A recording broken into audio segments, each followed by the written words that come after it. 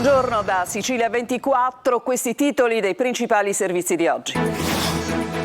Rissa tra due gruppi di tunisini a Pachino, ucciso un trentenne colpito al torace con un'arma da taglio e caccia all'omicida. Movida violenta a Palermo, scattano arresti e denunce per la baby gang formata da 15 giovani che lo scorso dicembre picchiò a sangue 4 persone in centro, 5 degli aggressori condotti in una comunità di recupero. Si aggravano le condizioni di Matteo Messina Denaro, che dal carcere potrebbe essere trasferito in ospedale. Disposto il giudizio immediato per i coniugi Bonafede che ospitarono in casa il boss durante la latitanza.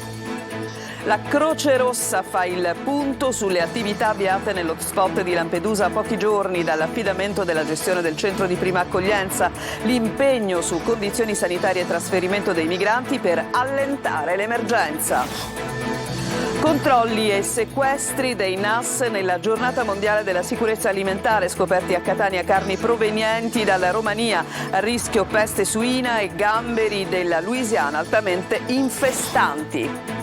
Un cast di stelle internazionali per la prossima edizione del Taormina Film Fest. Presentato a Palermo il programma di eventi dal 23 giugno al 1 luglio. Sul red carpet, tra gli altri, Harrison Ford e Johnny Depp. Calcio, il Catania congeda Ferraro, scatta la caccia al nuovo allenatore. Brunori prolunga il contratto con il Palermo.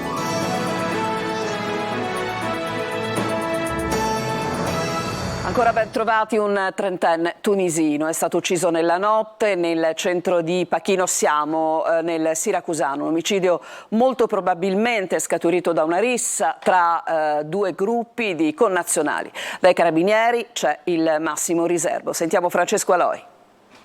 Dalle immagini di queste telecamere potrà uscire il volto dell'omicida. La vittima, un trentenne tunisino, Mansour Haitam. Il suo corpo trovato nella notte dai residenti qui in via Garibaldi a Pachino. Siamo in pieno centro. Sono arrivato io alle 9 per aprire il negozio e ho visto un po' di confusione. Ci sono macchine dei carabinieri che hanno bloccato le strade. Scattato l'allarme, sul posto sono arrivati carabinieri e 118, ma l'uomo era già esanime. Secondo chi indaga, l'omicidio potrebbe essere scaturito da una rissa tra due gruppi di tunisini. Sulla scena del crimine, i militari del SIS isolano le tracce di sangue sull'asfalto. Si cerca anche l'arma del delitto, non ancora trovata. Potrebbe essere un coltello o una bottiglia di vetro. Per le vie del paese, intanto, tra i residenti si parla di allarme sicurezza. Chiedono più controlli, soprattutto nelle ore notturne. Tutte le sere qua ci si casino, ubriacano. Non c'è nessuno che controlla, siamo rovinati. Qua vicino abbiamo una piazzetta che una volta era Piazza Colonna, adesso è la Piazza della Birra. Dobbiamo preoccuparci a uscire con i bambini. Chiedete più controlli? Assolutamente sì, soprattutto dopo le 8 di sera. È necessario che qui ci sia qualche controllo, vigili, carabinieri, polizia. Risse e spaccio qui preoccupano tutti, ma c'è anche chi preferisce non parlare. E sull'omicidio gli inquirenti mantengono massimo riservo. Adesso una notizia appena giunta in redazione: un extracomunitario è rimasto seriamente ferito al culmine di una lite tra parcheggiatori avvenuta sul lungomare di Catania, nei pressi di un noto ritrovo cittadino. Il ferito è stato colpito in testa da una spranga di ferro ed è stato trasportato all'ospedale Cannizzaro di Catania. I fatti sarebbero avvenuti intorno alle 13:30 e su questi sta indagando la polizia. Naturalmente ve ne riferiremo nel dettaglio nella prossima edizione del nostro telegiornale. Il fil rouge della violenza purtroppo continua nell'apertura del nostro telegiornale. Si parla ancora di movida violenta, notti insicure a Palermo. Scattano arresti e denunce per una baby gang formata da 15 giovani. 5 di questi sono stati condotti in una comunità di recupero. Il gruppo lo scorso dicembre picchiò a sangue per futili motivi. 4 persone in centro, ci dice tutto Manlio Viola. Sarebbero componenti della banda che terrorizza le notti di via Candelai a Palermo. La Polizia di Stato, su delega della Procura del Tribunale per i minorenni, ha eseguito un'ordinanza di custodia cautelare e collocato in comunità di recupero 5 ragazzi appartenenti ad una baby gang, tutti accusati di lesioni aggravate in concorso. Altri 10 giovani sono sotto indagini per vari episodi di violenza che hanno turbato la movida in città. La violenta aggressione al centro di questa indagine è avvenuta per motivi futili lo scorso 4 di dicembre proprio in via Candelai, una delle strade della movida del centro città. 4 persone sono state picchiate anche con l'uso di tirapugni, tutti maggiorenni gli aggrediti, e sono state portate in ospedale. Per loro prognosi di 40 giorni, alcuni hanno riportato anche fratture alla mandibola e trauma cranico, e in un caso si è reso necessario un intervento chirurgico maxillofacciale con l'applicazione di una protesi. Grazie alle immagini e ai sistemi di videosorveglianza sono stati identificati i componenti della baby gang, circa 15, in cui 2 maggiorenni denunciati alla procura. Gli autori del violento pestaggio sono stati identificati anche grazie alle foto fatte dagli stessi aggrediti, dall'analisi dei cellulari, dai tabulati telefonici e dai profili social dei componenti della banda.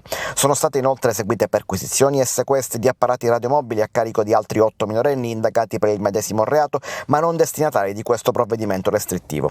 Non si tratta di una vicenda isolata. Nelle 2 principali zone della movida palermitana, ovvero ai Candelai e nella zona di Piazza Sant'Anna, non passa settimana senza che si registrino episodi di violenza, risse e rumorose discussioni a notte fonda. Nella zona pedonale di via Macheda, poi, oltre i 4 canti in direzione della stazione centrale, sono invece frequenti i furti e le rapine improprie ai danni dei passanti. Anche per questo il comune punta a spostare altrove la movida e a circoscrivere le aree aumentando i controlli. Dagli arresti domiciliari con braccialetto elettronico al carcere per scontare la pena definitiva inflittagli dalla Corte d'Appello di Palermo a 4 anni, 11 mesi e 26 giorni di reclusione, sentenza che adesso è passata in giudicato. Parliamo di Giuseppe Scozzari, 52 anni, di Licata, che è stato riconosciuto colpevole di scambio elettorale politico mafioso in concorso e è stato trasferito nel carcere di Agrigento. Scozzari è stato consigliere comunale di Licata fino al 13 giugno del 2019, quando all'indomani dell'arresto nell'ambito dell'operazione antimafia assedio si era dimesso. E ci occupiamo adesso di Matteo Messina Denaro, le cui condizioni di salute si sarebbero aggravate. L'ex boss, malato di tumore, necessita di una cura contro il dolore, potrebbe essere trasferito in ospedale. Intanto il GIP a Palermo ha disposto il giudizio immediato per i coniugi Bonafede Lancieri, che avevano ospitato nella loro casa l'allora latitante boss. Laura Spanò.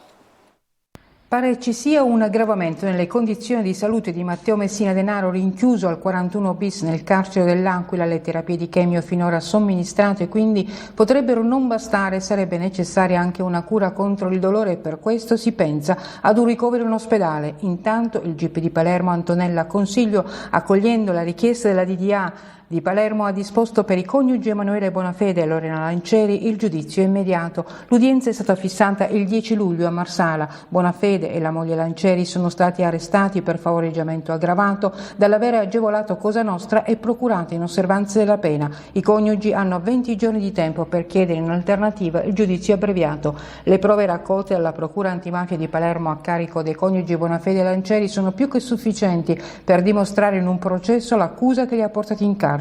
La coppia ha ospitato più volte nella casa di via Mare 89 a Campobello di Mazzara, a pranzo e a cena, l'allora latitante Matteo Messina Denaro, e qui Messina Denaro ha trascorso anche la convalescenza Covid.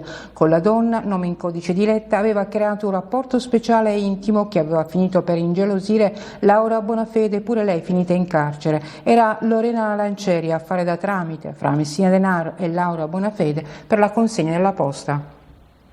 La Corte di Cassazione, rigettando i ricorsi della Procura Generale di Palermo e del Ministero dell'Economia, ha confermato la riparazione per ingiusta detenzione di 285.000 euro a favore di Bruno Contrada, l'ex numero 2 del SISDE, che era stato in un primo tempo arrestato e condannato per concorso esterno in associazione mafiosa. Ma la Corte Europea dei Diritti dell'Uomo ha successivamente dichiarato la condanna illegittima. per ore. Un bimbo di 4 anni la scorsa notte è stato cercato da familiari, amici e carabinieri della compagnia di Trapani perché era scomparso. Le ricerche sono iniziate alle 22:30 a Xitta, dove il piccolo giocava davanti casa da solo, appunto. Soltanto all'1 il bambino è stato trovato addormentato nel portabagagli dell'auto della zia parcheggiata nei pressi dell'abitazione. Adesso cambiamo pagina. A pochi giorni dall'inizio della gestione dell'hotspot di Lampedusa, la Croce Rossa italiana fa il punto oggi sulle attività avviate nel centro dell'isola e sul fronte dell'accoglienza. Sentiamo il servizio di Luca Ciliberti. L'hotspot di Lampedusa cambia volto. Il centro accoglienza più trafficato d'Europa dal 1 giugno è in gestione della Croce Rossa italiana, che ha già riorganizzato il sistema di accoglienza e gestione dei migranti. Le immagini di migliaia di uomini, donne e bambini ammassati nella struttura delle isole Pelagie, progettata per contenerne ed accoglierne a regime qualche centinaia, dovrebbero essere solo un ricordo. Con oggi i lavori di ristrutturazione e di riorganizzazione del centro sono ormai al termine, sono stati potenziati i servizi igienici, sono stati aumentati i servizi all'interno del centro con i posti mensa, la cucina, eccetera. La Croce Rossa italiana, che gestirà il centro secondo il protocollo firmato con il Ministero dell'Interno, ha presentato oggi tutti gli interventi messi in atto nel corso di una conferenza stampa a Lampedusa, alla presenza del commissario governativo all'emergenza migranti, il prefetto Valerio Valenti, al direttore delle operazioni emergenze e soccorsi della Croce Rossa italiana Ignazio Schinto e al responsabile dell'unità operativa migrazioni della Croce Rossa italiana Francesca Basile. Sono stati aumentati anche chiaramente l'organico, un organico professionalmente preparato ed è importante proprio questo nell'accoglienza primaria, cioè le persone, i migranti quando arrivano hanno necessità di conoscere quali sono le regole e soprattutto quali sono i diritti e i doveri di questo paese. Aumenteranno i trasporti per favorire gli spostamenti degli ospiti del centro, saranno migliorate le condizioni sanitarie con la realizzazione di nuovi servizi igienici in aggiunta a quelli esistenti che saranno ristrutturati, ma soprattutto sarà aumentato il personale di supporto all'emergenza, infermieri, mediatori culturali e psicologi, fondamentali per le persone maggiormente vulnerabili come donne e bambini provati dai traumi dei viaggi della speranza. Attualmente nel centro accoglienza si trovano poche decine di migranti, le traversate sono state rallentate dalle avverse condizioni del meteo, ma la situazione potrebbe peggiorare repentinamente con un'ondata di profughi, forse 900.000, paventata proprio dalla premier Giorgia Meloni, legata alla situazione in Tunisia. E in occasione della giornata mondiale della sicurezza alimentare, i NAS dei Carabinieri hanno effettuato controlli e sequestri. Nel mirino, a Catania, carni provenienti dalla Romania a rischio peste suina e gamberi della Louisiana altamente infestanti. Sentiamo Natale Bruno. Carni a rischio peste suina importate dalla Romania e gamberi della Louisiana altamente infestanti dell'ecosistema. Sono le nuove frontiere da combattere per i cibi sicuri ed evitare contaminazioni globali. Lavori straordinari per i carabinieri del NAS di Catania e il nucleo antisofisticazione in occasione della giornata mondiale della sicurezza alimentare, iniziativa istituita nel 2019 dall'Organizzazione Mondiale della Sanità, dalla FAO e dal Ministero della Salute. Il controllo più importante ha riguardato l'importazione di carni suine provenienti dall'estero in ottemperanza di una direttiva sulla prevenzione della peste suina particolarmente diffusa soprattutto in Calabria. I militari hanno controllato un mezzo adibito al trasporto di alimenti riconducibile a un'agenzia commerciale rumena con sede logistica a Catania. Al termine degli accertamenti effettuati anche con gli esperti del Dipartimento Veterinario dell'ASP, sequestrati 1.500 kg di carne per un valore di 30.000 euro di origine suina provenienti da zone estere soggette a restrizione destinati a grossisti siciliani e introdotti nel territorio nazionale in violazione dei regolamenti comunitari. Il responsabile romeno dell'agenzia commerciale è stato segnalato all'autorità giudiziaria. Sempre in provincia di Catania è stata sequestrata un'attività commerciale all'ingrosso di alimenti etnici costituita da un capannone prefabbricato di tipo industriale. All'interno di celle frigorifere sono state rinvenute 25 tonnellate di prodotti prevalentemente ittici importati illegalmente in cattivo stato di conservazione in considerazione delle gravi carenze igienico-sanitarie e strutturali rilevate in tutti gli ambienti e della copiosa presenza di escrementi di topi. Rinvenute specie ittiche alloctone vive, gambero della Louisiana, di cui non è consentito il commercio nel territorio europeo, per cui è stato avviato l'iter per l'immediato abbattimento e lo smaltimento. Denunciato un cittadino extracomunitario di origine cinese, titolare dell'attività. Il valore della struttura equivale a 1 milione di euro e quello degli alimenti in sequestro a 500.000 euro. I NAS hanno anche sequestrato 4.000 kg di alimenti etnici del valore di 50.000 euro, prevalentemente vegetali confezionati su pallet senza alcuna indicazione commerciale attestante la rintracciabilità, rinvenuti in un deposito abusivo di alimenti di Catania, dove all'atto del controllo era in corso il carico di derrate alimentari sui autoveicoli di commercianti privati. Sospesa l'intera attività, il valore della struttura corrisponde a circa 200.000 euro, totalmente priva di autorizzazioni amministrative e sanitarie. Il gestore bengalese è stato denunciato. Adesso ci fermiamo, una pausa e torniamo tra poco.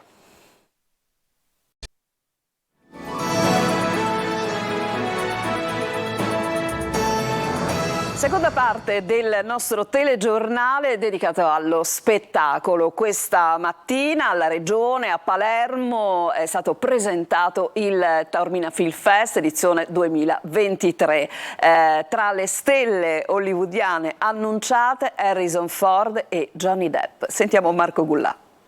Riflettori accesi sul Taormina Film Fest dal 23 giugno al 1 luglio, parata di stelle a Taormina da Johnny Depp all'intero cast dell'ultimo Indiana Jones con Harrison Ford in prima fila tra gli eventi di punta del palinsesto. Questa mattina la conferenza stampa di presentazione a Palazzo d'Orleans a Palermo, un grande momento come sempre per la Sicilia e per Taormina. Ho lavorato in questo anno, che è il primo anno della mia sovrintendenza alla Fondazione Taormina Arte Sicilia, con questo unico e fondamentale scopo, quello di restituire alla Sicilia, attraverso la Fondazione Taormina Arte Sicilia, un messaggio culturale importante che ritorni al mondo, dando la consapevolezza che questa fondazione illustre ha ricominciato un percorso di crescita, di produzione, di creazione. Le anteprime dei film al Taormina Film Fest saranno concentrate nelle serate in programma al Teatro Antico. È un onore per me ricoprire questo ruolo, essere il direttore artistico alla Fondazione Taormina Arte Sicilia, e questo sarà veramente un anno zero, un anno di rinascita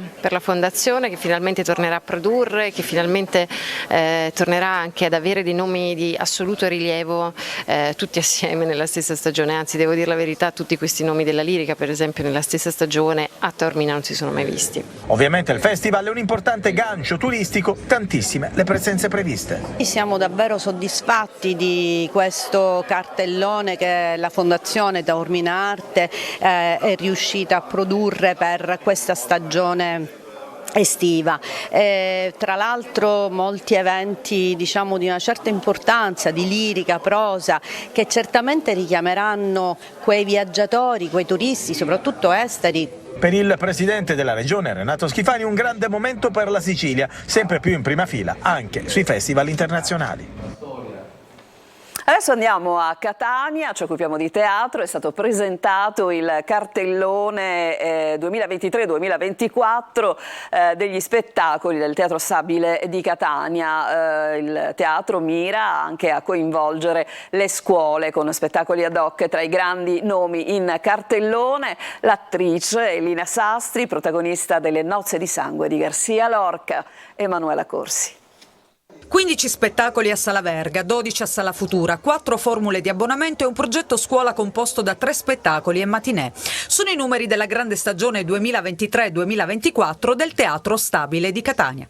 Ad aprire la programmazione a novembre sarà una riduzione teatrale di Anna Karenina, firmata dal direttore Luca De Fusco. Abbiamo pensato che in un momento in cui ci sentiamo tanto politicamente lontani dai russi, però culturalmente dobbiamo invece sentirli parte della cultura europea come sono.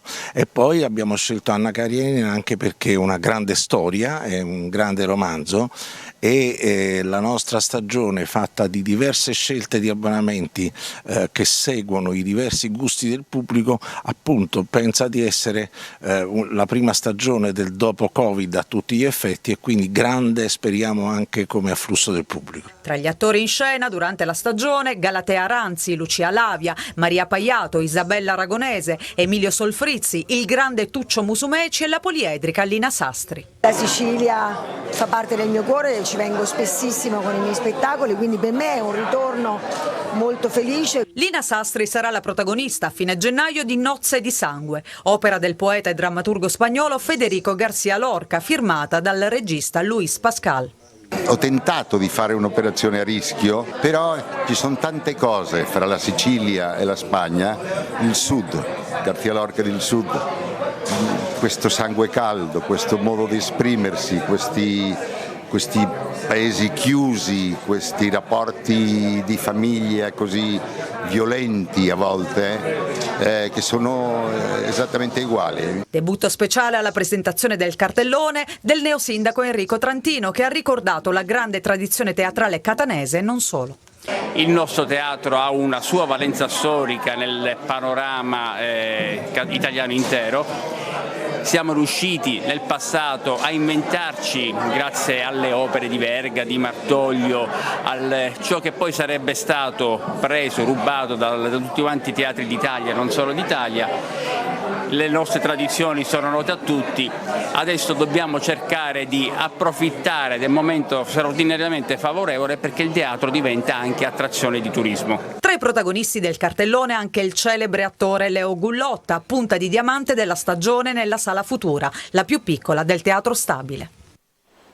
Adesso ci occupiamo della nostra programmazione, questioni rifiuti in Sicilia, dalla discarica di Bellolampo a Palermo verso il collasso alla sentenza del Consiglio di Giustizia Amministrativa sulla illegittimità dell'autorizzazione alla discarica Oikos tra Motta e Mister Bianco. Giusilla Zara ne parlerà oggi alle 14.30 con Marco Corsaro, sindaco di Mister Bianco, Tommaso Castronovo di Legambiente e i rappresentanti del Comitato No Discarica. Potrete scrivere i vostri messaggi via WhatsApp al nostro 342 7455 005. La trasmissione è in streaming anche sulla siciliaweb.it. Un'altra pausa e poi ci occupiamo del calcio del Catania e del Palermo.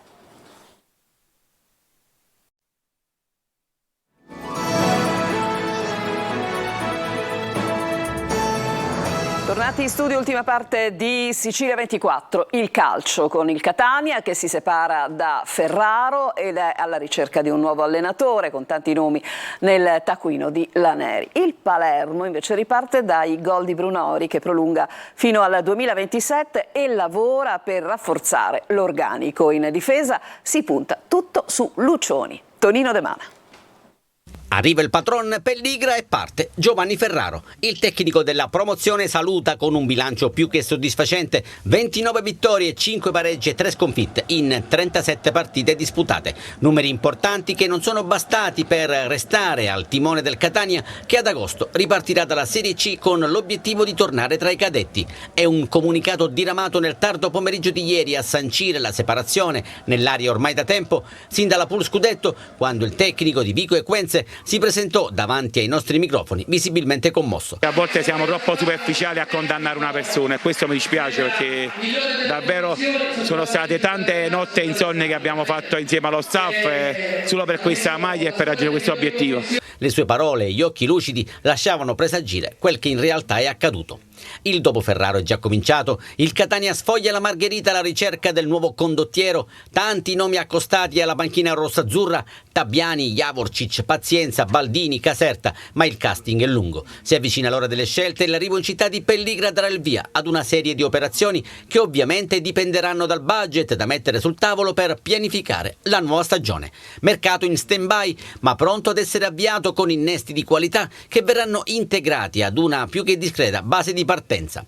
E siamo al Palermo che invece riparte da Corini e Brunori con il capitano che ha prolungato fino al 2027. Lo vedete sorridente in questa foto sul sito ufficiale della società rosanero, che poi ha postato un video con i gol del Bomber che quest'anno sono stati 17, di cui 4 sul rigore. Legittima la soddisfazione dell'attaccante che punta alla Serie A ma da conquistare ai piedi del Monte Pellegrino. I progetti del City Group sono ambiziosi e dopo una fase di assestamento può partire l'operazione promozione. Per questo motivo, oltre ai rinnovi di Brunori, Gomez e quelli imminenti di Piacelli e Buttaro, la dirigenza lavora per rafforzare la difesa.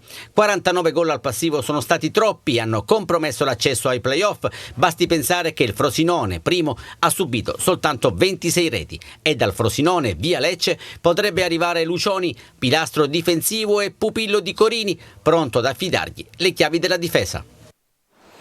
Con questo servizio si chiude questa edizione di Sicilia 24. Vi lascio in compagnia del nostro Focus con Giusy Lazzara, che oggi approfondirà la questione rifiuti in Sicilia. Prossimo appuntamento con l'informazione su Telecolor alle ore 19. A tutti una buona giornata.